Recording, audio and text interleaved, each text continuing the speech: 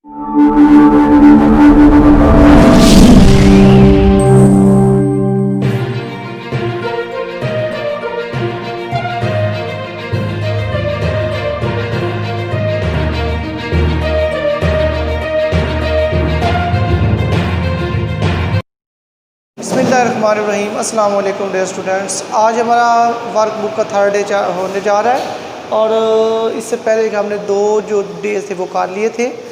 तो आज हमारा जो थर्ड डे है इसमें हमें कहा जा रहा है, पहला जो क्वेश्चन है थर्ड डे का, वैसे तो आज थर्ड डे का फर्स्ट क्वेश्चन है लेकिन वैसे नंबरों की सीक्वेंस के हिसाब से चलें तो फर्स्ट और जो सेकंड डे तो उसमें 10 क्वेश्चन जो थे वो ऑलरेडी हो चुके हैं, तो उस हिसाब से हमारा 11 बनता है, लेकिन डे के हिसाब से हमारा ये फर्स्ट क्वेश्चन है। तो यहाँ पर कहा जा रहा है कि आप find the value of the a b c d. ये एग्जाम्स के लिहाज से बहुत इंपॉर्टेंट क्वेश्चन है और यहाँ पे हमने ए बी सी डी की वैल्यूज़ को फाइंड करना होगा। तो यहाँ पे देखिए नहायत ही आसान क्वेश्चन, ये दो क्वेश्चन है और ये दोनों क्वेश्चन जो है ना ये इक्वल्स हैं। यहाँ पे देखें दोनों के दरमियान इक्वल्स हैं और इक्वल जो मैट्रिसेस होते हैं वो आपस में कब होते हैं, जब उनके ऑर्डर सेम होते हैं और उनकी करस्पॉन्डिंग एंट्रीज। अब यहाँ पे जो करस्पॉन्डिंग एंट्रीज बेशक हमें डिफरेंट नज़र आ रही है, लेकिन क्योंकि दोनों मैट्रिसेस के दरमियान क्वेश्चन में इक्वल दिया गया इसलिए हम लोग इनको इमेजिन कर लेंगे कि ये आपस में इक्वल्स हैं। तो यहाँ पर अगर क्वेश्चन की तरफ आएँ तो ये देखिए ए प्लस सी है, तो ये फर्स्ट एंट्री है, पहले मैट्रिक्स की फर्स्ट एंट्री है। तो इधर पहले मैट्रिक्स की फर्स्ट एंट्री कौन सी है, 0। तो इसका मतलब है कि ए प्लस सी जो है 0 के इक्वल है। इसको आपने इक्वेशन नंबर 1 का नाम दे देना। इसी में देखें तो जो नीचे यहाँ पे c माइनस 1 है, c minus 1 is equal to, तो यहाँ पे दूसरी एंट्री, तो यहाँ पर दूसरी एंट्री 3 है, इसको आपने नाम दे देना है सेकेंड का। इसके बाद देखिए यहाँ पे जो दूसरा नंबर है a प्लस 2b है, तो इस a प्लस 2b को आप लिखेंगे और इसके जो करस्पॉन्डिंग एंट्री बन रही है यहाँ पर बन रही है -7, यानी सेम पोजीशन वाली एंट्री जो होगी वो सेम पोजीशन वाली एंट्री के इक्वल्स होगी। तो ये होगी, इसको आप लोग इक्वेशन नंबर 3 का नाम दें। और यहाँ पे देखिए 4d माइनस 6 मेरे पास है और यहाँ पर इक्वल में है ये 2d, तो ये मेरे पास कौन सी इक्वेशन बन गई है, इक्वेशन नंबर 4। अब हम इनको बारी बारी सॉल्व करके ए बी सी डी की वैल्यूज़ को निकाल लेंगे। तो यहाँ पर देखिए इसी को देखें, तो यहाँ पर देखें जो सी के साथ ये जो 1 है माइनस में, जब ये इक्वल की दूसरी साइड पे भेजा जाएगा तो वहाँ पर जाकर क्या हो जाएगा प्लस, और सी की वैल्यू कितनी आ गई हमारे पास 4। एक चीज़ हमने फाइंड कर ली। यहाँ पर ही देखें फ्रॉम 1 देखें, ये जो 1 है आपका देखो a plus c is equal to क्या है 0। अभी c की वैल्यू आ चुकी है ना 4, तो यहाँ पे c की जगह 4 लिख लिया जाएगा और a किसके इक्वल बन गया 4, इधर प्लस है दूसरी साइड पे जाकर माइनस। इस तरह से दो वैल्यू थी बड़ी आसानी के साथ हमने मालूम कर ली है। नेक्स्ट चलते हैं इन क्वेश्चंस की तरफ 3 और 4 पे। तो 4 से देखें, पहले 4 को ही सॉल्व कर लेते हैं। 4d है, 2d साइड पे राइट साइड पे प्लस हो रहा है तो लेफ्ट साइड पे आके क्या हो गया माइनस का। तो ये 6 यहाँ पे माइनस का, तो लेफ्ट साइड पे राइट साइड पे जाके क्या हो जाएगा प्लस। तो 4d में से 2d स्किप कर दें, माइनस कर दें तो 2d बच गए, इक्वल में क्या आ गया 6। अब 2 यहाँ पे मल्टीप्लाई हो रहा है तो इक्वल वाली साइड पे जाके क्या हो गया डिवाइड। तो d की वैल्यू कितनी आ गई 3, क्योंकि 2 3s आर 6 होता है। अब चलते हैं इक्वेशन नंबर 3 पे। तो यहाँ पे आप लोग लिखेंगे फ्रॉम 3 का मतलब है कि हम लोग इक्वेशन 3 को सॉल्व करने लगे। अब इसको एज इट जैसे वैसे एक दफ़ा लिख लें, 2b इज इक्वल टू -7। तो यहाँ पर देखें a की वैल्यू कितनी है जी -4, तो इस a की जगह आपने लिख लिया -4 प्लस का 2b इज इक्वल टू -7।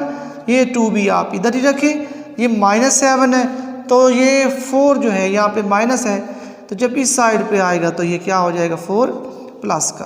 तो ये 2b इज इक्वल टू -4 में -7 में से 4 माइनस हो गए थे प्लस थे, तो माइनस के कितने बच गए 3। तो यहाँ पे जो 2 था ये क्या हो गया है इधर आकर, इधर मल्टीप्लाई इधर आकर क्या हो गया डिवाइड। इस तरह से हमारे पास क्या आ गई है b की भी वैल्यू आ चुकी है। इसके बाद था ट्रांसपोज ऑफ मैट्रिक्स फाइंड करें। हमने क्या फाइंड किया ट्रांसपोज के लिए आपने रोज़ को कॉलम को रोज़ बना देना है। जैसे कि देखिए ये मेरे पास फर्स्ट रो थी तो मैंने इसको फर्स्ट कॉलम बना दिया, ये सेकंड रो थी तो इसको सेकंड कॉलम बना दिया। इस तरह से ये क्वेश्चन सॉल्व हो गया। अगले क्वेश्चन में देखें तो यहाँ पर कहा गया है कि ये ए मैट्रिक्स है तो आप -1 को ए से मल्टीप्लाई करें। देखिए -1 और ए मैंने लिखा, ये -1 ए मैट्रिक्स की वैल्यू डाल दी। अब इस -1 को हमने क्या कर दिया अंदर मल्टीप्लाई। ये 1 सबसे मल्टीप्लाई होगा और ये माइनस जो होगा अंदर वालों के सारों के साइन चेंज कर देगा। तो ये 1 सबसे पहली रो के साथ जब मल्टीप्लाई हुआ है तो सारों को उसने साइन क्या कर दिया चेंज, और 1 जिससे मल्टीप्लाई होता है उसके ऊपर कोई फ़र्क भी नहीं पड़ता है। तो यहाँ पे इस तरह जब सेकंड रो के साथ किया है तो ये माइनस का था प्लस हो गया, इसके साथ साइन लगाने की ज़रूरत नहीं, ये माइनस हो गया और इसी को हमने एज इट नीचे दोबारा से लिख दिया। अब चलते हैं ये क्वेश्चन नंबर 14 पर, और ये एग्जाम्स के लिहाज से नहायत ही इंपॉर्टेंट क्वेश्चन है। तो यहाँ पर कहा गया कि आप लोग बताएं कि ये मैट्रिक्स जो है स्क्यू सिमेट्रिक है, बी माइनस बी ट्रांसपोज क्या है, स्क्यू सिमेट्रिक। इसको सॉल्व करने से पहले तो आपको स्क्यू सिमेट्रिक मैट्रिक्स की डेफिनेशन का पता होना चाहिए। आपने याद रखना है अगर आपके पास कोई मैट्रिक्स ए है तो आप उसका ट्रांसपोज लेते हो तो वो -a के इक्वल आ जाता है, तो वो स्क्यू सिमेट्रिक होता है। देखिए मजीद यहाँ पे कोशिश की है मैंने कुछ थोड़े तरीके से समझाने की।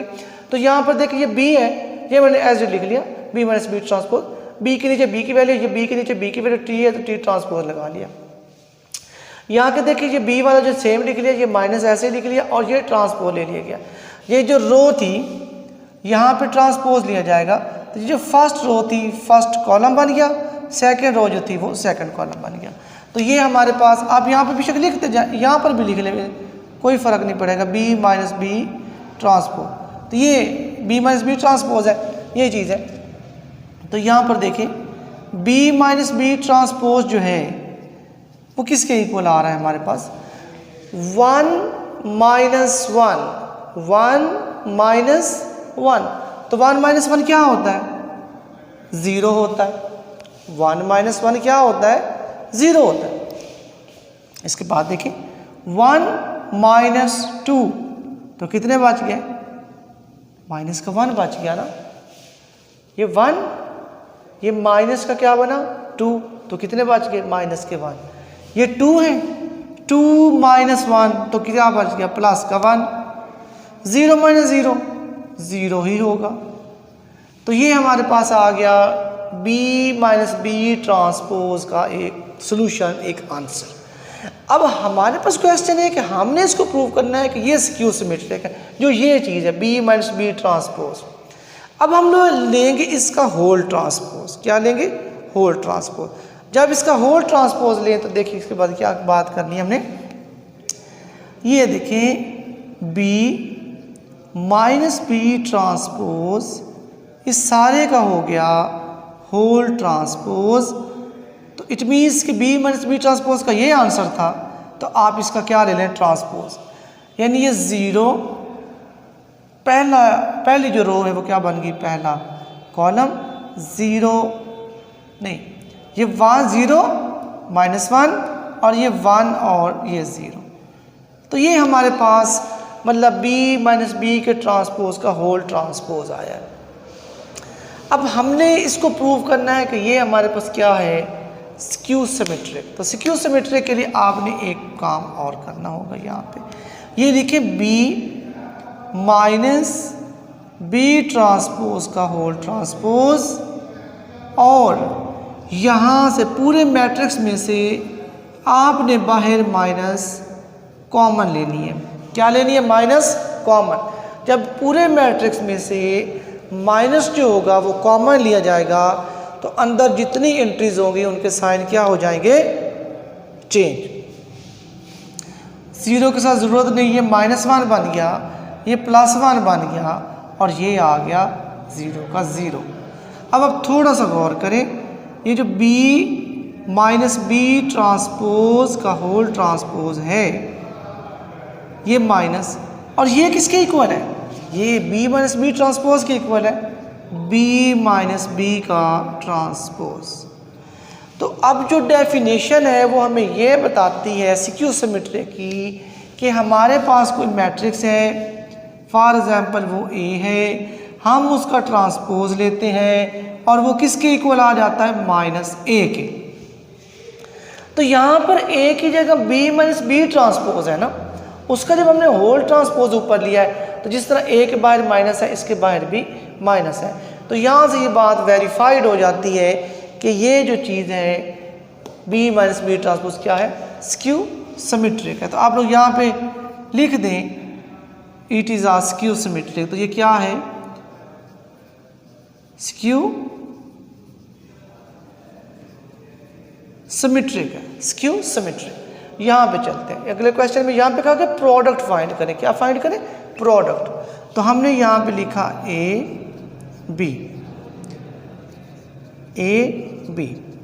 तो आप ए के नीचे ए की वैल्यू लिखें 2 0 0 1, फिर बी वाली लिखें -3 0 0 4। अब हमने इनको करना है आपस में मल्टीप्लाई। मल्टीप्लाई में बड़ी एहतियात से काम लेना है, अक्सर बच्चे भूल जाते हैं। पहली रो को पहले कॉलम से मल्टीप्लाई करें, पहली रो को पहले कॉलम से।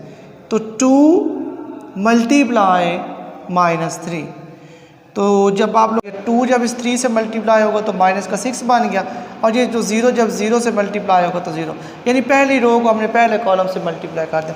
फिर थोड़ा सा गैप डाल के इसी रो को आपने दूसरे कॉलम 2 0 0 हो गया, और 0 4 से मल्टीप्लाई होकर 0 हो गया। अब यहाँ पर देखें दूसरी रो किसी तरह पहले कॉलम के साथ, तो ये दूसरी रो है और ये पहला कॉलम है। जब 0 3 से मल्टीप्लाई होगा 0, 1 जब 0 से मल्टीप्लाई होगा तो +0। अब यही चीज़ दूसरे कॉलम के साथ होगी, 0 जब 0 से मल्टीप्लाई हुआ तो 0, 1 जब 4 से मल्टीप्लाई हुआ तो 4। अब इनको ऐड कर लें, ये माइनस का 6 आ गया, ये 4 आ गया, और ये एंट्रीज ऑलरेडी 0 हो चुकी है। यहाँ पर कहा गया मल्टीप्लिकेटिव इन्वर्स। आपको मल्टीप्लिकेटिव इन्वर्स के लिए दो चीज़ों की ज़रूरत है, एक डिटर्मिनेंट्स और एक एडजॉइंट। डिटर्मिनेंट्स और एडजॉइंट निकालना आपको ऑलरेडी पहले सिखाया जा चुका है। यहाँ पे हमने डिटर्मिनेंट्स निकाल लिया, डायगोनल एंट्रीज को मल्टीप्लाई करके बीच में माइनस का साइन लगाकर नॉन डायगोनल एंट्रीज को मल्टीप्लाई कर दिया। एडजॉइंट्स के लिए हमने क्या किया कि हमने जो डायगोनल एंट्रीज थी इनकी पोजीशन चेंज कर दी, और जो बाकी नंबर्स थे उनके हमने साइन चेंज कर दिए। ये नॉन डायगोनल्स के साइन चेंज किए और डायगोनल्स की क्या किए, पोजीशन चेंज किए। अब इसी एडजॉइंट को आपने ऊपर रखना है और डिटर्मिनेंट्स पे कर देना है डिवाइड, तो ये बन जाएगा मल्टीप्लिकेटिव इन्वर्स। ये देखें एडजॉइंट की वैल्यू लिखी है और ये नीचे डिटर्मिनेंट का। अब ये -6 है तो -6 हर नंबर का हमने बारी बारी बटा कर दिया। फिर इसकी जो कटिंग होती थी, माइनस तो सबके काट के क्योंकि ऊपर नीचे माइनस है, फिर जैसे जैसे कटिंग, जैसे कि 3 पे कटिंग होती थी वो कटिंग करके हमने इसका आंसर निकाल लिया। इसके बाद नेक्स्ट क्वेश्चन पे चले तो यहाँ पर कहा जा रहा है कि फाइंड एक्स, ये डिटर्मिनेंट्स है। जिस तरह हमने यहाँ पर डिटर्मिनेंट्स फाइंड किया, ये वाला इस मैट्रिक्स का, इस तरह इसका डिटर्मिनेंट्स फाइंड कर लिया। डायगोनल इसको मल्टीप्लाई करें 2x बन गया, और ये बन गया 3 6 18, 18 माइनस का, क्योंकि यहाँ पे दरमियान में साइन माइनस का आता है डिटर्मिनेंट्स के लिए। ये इक्वल में जाकर 18 क्या हो गया है, प्लस हो गया। अब 2 यहाँ पे मल्टीप्लाई था, इधर जाकर क्या हो गया, डिवाइड, और इस तरह से 9 हमारे पास डिटर्मिनेंट्स का एक्स का आंसर आ गया। यहाँ पर देखें तो ये हमें क्वेश्चन दिया गया और यहाँ पर कहा गया कि आप लोग एक्स मैट्रिक्स जो है ना वो फाइंड करें। कौन सा मैट्रिक्स फाइंड करें जी, एक्स मैट्रिक्स। तो आप देखें ये जो एक्स है इसके साथ ये जो वैल्यू है ये क्या हो रही है, प्लस, जब इक्वल की दूसरी साइड पे भेजे तो क्या होगी, माइनस। अब इसमें से यहाँ पे मैंने डायरेक्ट ही माइनस कर दिया। यहाँ पे देखें 1 - 1 0 0, और ये माइनस और ये माइनस प्लस, ये 0 + 2 तो 2 आ गया, ये 0 है तो 0 - 0 0 ही होता है, और 1, ये माइनस माइनस प्लस, ये भी 1 है, ये 1 भी प्लस का हो गया, दोनों माइनस की वजह से, तो यहाँ पर 2 आ गया। तो यहाँ पर कहा गया है कि ये एक मैट्रिक्स ए है और आपने इसको ए मैट्रिक्स को इसके एडजॉइंट के साथ मल्टीप्लाई करना। क्या करना है, इसके एडजॉइंट के साथ। तो फर्स्ट ऑफ ऑल फिर इसका क्या फाइंड किया जाएगा, एडजॉइंट।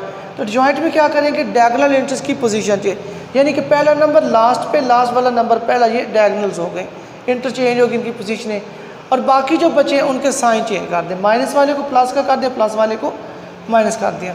फिर क्वेश्चन के मुताबिक इन दोनों को आपस में क्या करना है, हमने मल्टीप्लाई, ए और ए एडजॉइंट को, तो ये मल्टीप्लाई जैसे आपको यहाँ पे समझाइए वैसे सेम टू सेम मल्टीप्लाई इसकी वैसे ही है। तो यहाँ पर देखिए 3 2s are 6, प्लस का साइन लगाकर minus minus plus, 2 1s are 2 हो गया। इसी तरह इसी रो को आप दूसरे कॉलम से 3 एक बार 3 होता है, और ये माइनस का 3 1s are 3। अब ये पहली रो पहले कॉलम से मल्टीप्लाई होगी, पहली रो दूसरे कॉलम से भी मल्टीप्लाई होगी। अब हम लोग लेंगे दूसरी रो, उसको पहले कॉलम से 2 2s are 4, तो माइनस का 4, ये माइनस माइनस प्लस होगा, 2 2s are 4। दूसरी रो पहले कॉलम से मल्टीप्लाई होगी, और यही दूसरी रो अब दूसरे कॉलम से मल्टीप्लाई, 2 1s are 2 और 2 3s are 6। इनको आपस में ऐड कर ले, माइनस का 4, ये 0 हो गया, ये भी 0, और ये माइनस का 4 आ गया। यहाँ पर कहा गया कि ये मल्टीप्लाई कर, ये भी सेम इसी तरह होगा, लेकिन इसमें फ़र्क ये होगा कि थोड़ी रोज़ और कॉलम जो है वो पहले के मुकाबले में ज़्यादा दे दी गई। तो यहाँ पे देखिए ये पहली रो है मेरे पास, तो ये पहला कॉलम है, 1 1 से मल्टीप्लाई कर 1, 2 4 के साथ मल्टीप्लाई कर 8। पहली रो पहले कॉलम से मल्टीप्लाई होगी, अब यही रो जो होगी दूसरे कॉलम के साथ, तो 2 1s are 2, 2 5s are 10। थोड़ा सा गैप डाल के लिखना, थोड़ा सा बीच में गैप लिखेंगे, डाल के लिखेंगे। तो अब यही रो तीसरे कॉलम से 2 3 1s are 3 और 2 6 are 12।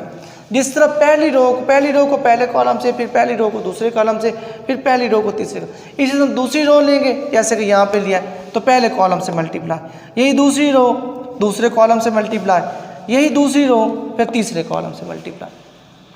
इसी तरह आपने थर्ड रो लेनी है, ये थर्ड रो पहले कॉलम से मल्टीप्लाई, फिर यही थर्ड रो दूसरे कॉलम से मल्टीप्लाई, यही थर्ड रो तीसरे कॉलम के साथ मल्टीप्लाई करने के बाद अब हमने इसको क्या कर लेना प्लस में। ये देखो जैसे कि 9 बनता है, ये 12 बनता है, ये 15 हो गए, ये बन गए 90, ये हो गया 26 और ये कितने हो गए 33। ये देखें 3 बन गया क्योंकि ये माइनस का 1 उसमें से निकल गया, यहाँ पर भी 3 और यहाँ पर भी 3 आ गया। इस तरह से ये हमारा जो आज का जो थर्ड डे था वो कंप्लीट हो चुका है। तो आप लोगों ने देखा कि इसमें अच्छी खासी मेहनत की ज़रूरत है कि ये जो मल्टीप्लाई वाले क्वेश्चन है इसमें अक्सर रो और किस मैट्रिक को किससे मल्टीप्लाई करना है इसमें आप लोग भूल सकते हैं, इसलिए आप लोगों ने इस बात को ध्यान से याद रखना है और इनकी प्रैक्टिस बार बार करनी है। अल्लाह ताला हमें मज़ीद और अच्छा काम करने की तौफीक अता फरमाए। अल्लाह हाफिज़।